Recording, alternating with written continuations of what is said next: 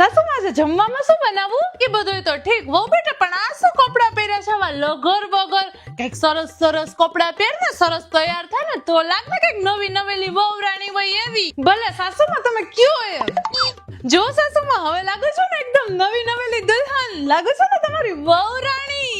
હા જો હવે લાગો છો ને સરસ મજાની, આવી રીતે તૈયાર થાજે રોજ. હા સાસુમાં. સાસુમાં હા વહુ બેટા. સાસુમાં વાસણ ઉટકીશ તો આ બધા છાટા મને અહીંયા ઉઠશે, તમારો ડ્રેસ ખરાબ થઈ જશે. ને આ ડ્રેસ તો તમે મને કેટલો પ્રેમથી આપ્યો છે, તો આ ડ્રેસ ખરાબ થાય એમ તો નો ચાલે ને. તો ખાલી તમે વાસણ ઉટકી નાખો ને સાસુ. હા સારું, લાવ કર નાખું.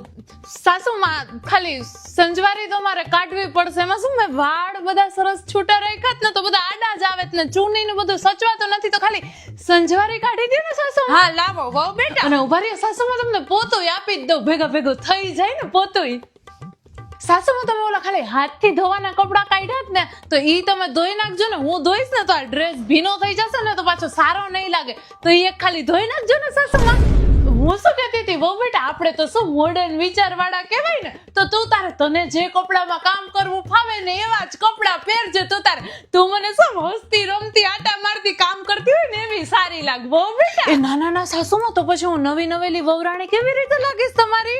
એટલે હવે હું તમારું નીચું નહીં લાગવા દઉં સાસુમાં. તમે કીધું ઈ જ રીતે હું સરસ સરસ તૈયાર થઈશ ને, નવા નવા ડ્રેસ પહેરીશ. બસ સાસુમાં તમે ખાલી કપડા ધોઈ નાખજો ને. અને હા સાસુમાં, સાથે રોટલી એ બનાવી નાખજો. એમાં શું લોટ થી પછી ડ્રેસ ખરાબ થઈ જાય ને.